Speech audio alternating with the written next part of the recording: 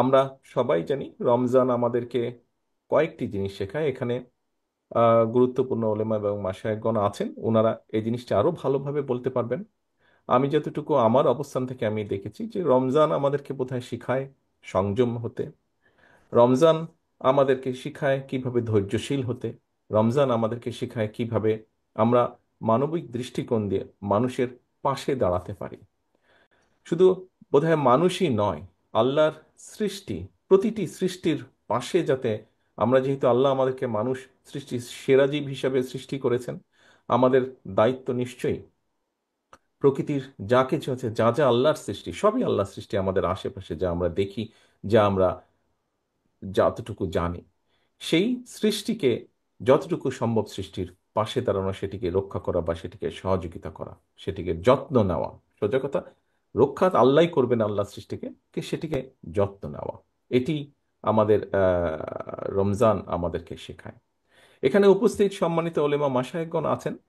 একজন মুসলমান হিসাবে আমার কাছে একটি প্রশ্ন বারে বারেই ঘুরপাক খেয়েছে। আমরা দেখেছি খ্রিস্টান সম্প্রদায় সারা বিশ্বে তাদের বড়দিন একই দিনে পালন করে। আমি এখানে উপস্থিত ওলেমা মাশায়েখগণকে অনুরোধ করব, শুধু আপনাদেরকে নয়, সারা দেশে আরো অনেক অনেক জ্ঞানী ওলেমা মাশায়েখগণ আছেন।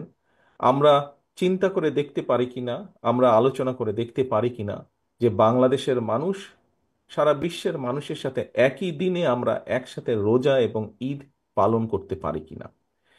বিজ্ঞানের যুগে এটি করা সম্ভব কিনা, কোনো উপায় আছে কিনা, এই বিষয়টি আপনাদেরকে আমি চিন্তা করার জন্য অনুরোধ করব।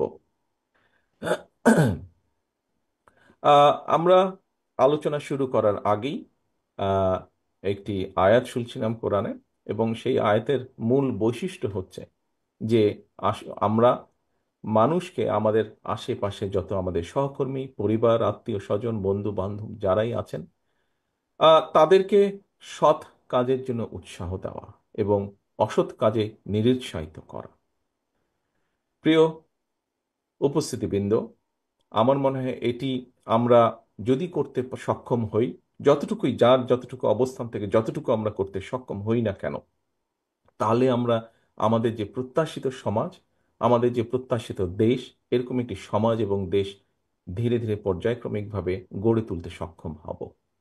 রমজানের এই দিনে, প্রথম রমজানের এই দিনে আমরা আল্লাহর দরবারে আবারও হাত তুলি। আসুন আল্লাহর দরবারে হাত তুলে আমরা নিজেদের জন্য, নিজেদের বাবা মা, আত্মীয় স্বজন, এখানে আমাদের এতিম বন্ধু যারা এসেছে, তারা যেই আপনজনকে হারিয়েছে, তাদের সকলের জন্য হাত তুলে আল্লাহর দরবারে আমরা দোয়া চাই।